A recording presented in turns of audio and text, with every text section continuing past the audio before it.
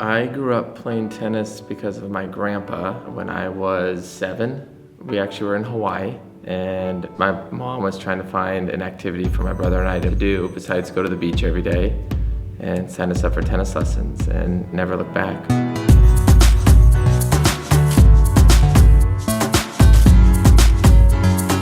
Jesuit was a pretty easy decision for me. I met with the tennis coach, Jeff Wood. We have a great relationship to this day. Early on, it was evident that Michael was a standout on and off the court. I think the thing that really stood out the most was how much he embraced high school tennis. Great focus, great desire to be the best. One of those guys that I'd always look at Michael and go, God, I wish he played football. He was always, like too good at tennis. When I got to play tennis here and represent Jesuit at state, that was probably my most memorable moments here at Jesuit. A lot of times a player of that caliber, they just kind of pop in, they play their matches, give you the scores, and that's it. But Michael became entrenched with the team and was an integral part of our success. You didn't know that he was one of the best tennis players in the state and the country. You just knew that he was a guy who followed through on what he said he would do and was a tremendous young man for others. And I think he's just continued in life that way. Like the best person ever. Like no one had one bad thing to say about Mike Calkins. Michael's senior year, one of our teammates lost a family member. And Michael dedicated the season to this teammate.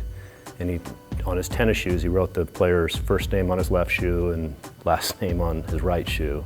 He was a senior, was going for his 3rd consecutive state title. He won that state title, and at the award assembly, Michael took out these shoes, and this team member had no idea what he was doing. And Michael presented them to this player. It was just an outstanding, just one of the neatest things I've ever seen. Everyone here has an opportunity to give back in some way, shape, or form. That was something that Jesuit taught me early on. If everyone really strives for success but strives to give back, would be a much better place.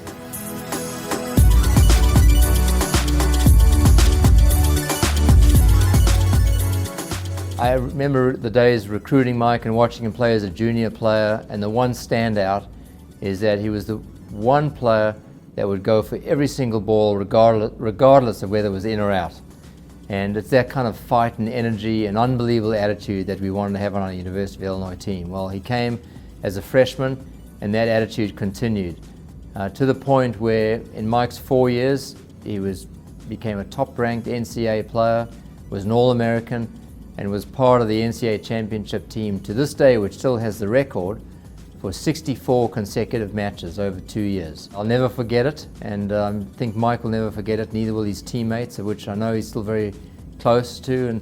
And now Mike's gone on and forged a great career, not only as a coach and a teacher himself, but also as a businessman with an athletic DNA. It's been fun to stay in touch with Mike over the years, and